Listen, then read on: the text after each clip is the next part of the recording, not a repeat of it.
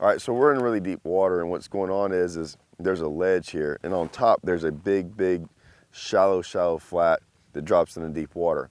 Most baits like this, everyone has to throw to the edge of that grass, right where the grass starts to drop off, because if not, they won't be able to get their bait back to them. Like most people, you make about 3 or 4 cranks, and it hits the grass, and you're bogged down in it. I can just kind of keep my rod tip up, and if you notice, I'm just kind of like feathering it through there. And what'll happen is, I'm not really jerking it through. If you see me jerk, it's because some grass got hung up and it actually just like broke off on the hooks, and you can just pop it in and get the grass free. But other than that, I can almost sit there and just feather it through that thick, short grass that's right underneath the surface. And a lot of times, I don't think a lot of people realize that there's a lot of fish in that grass. And most of the time, there's only 1 or 2 ways to catch them.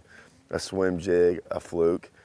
But with this bait, and you'll be really shocked to find out, is that there's a lot of fish that do not want to bite those baits. They want something loud.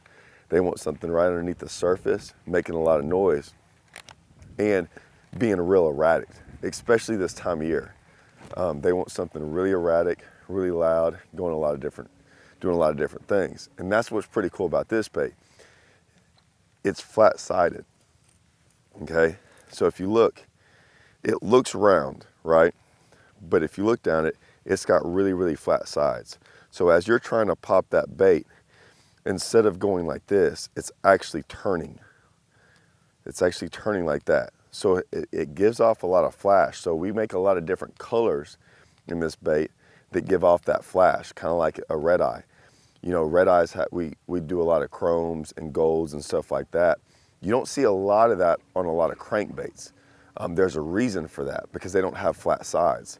Since this has flat sides, it makes it really flash and makes it look good. So when you're hung up and you're working it free, it's doing this as it floats up.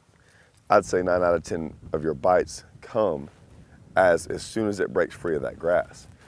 So like I said, I can now throw it out there, kind of work it through that grass, and like I said, you'll watch me. I'm not jerking it like this.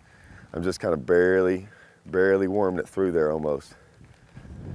And that's when they hit it. And now that I get free of that mat, which is what we were fishing, now I can drop the rod tip, start getting it down there to 3 and 4 foot. So I can follow that grass from where it's high to where it's low, you know, and that's almost impossible to do with so many baits. You can always fish the deeper stuff, but it's so hard to fish the shallower stuff.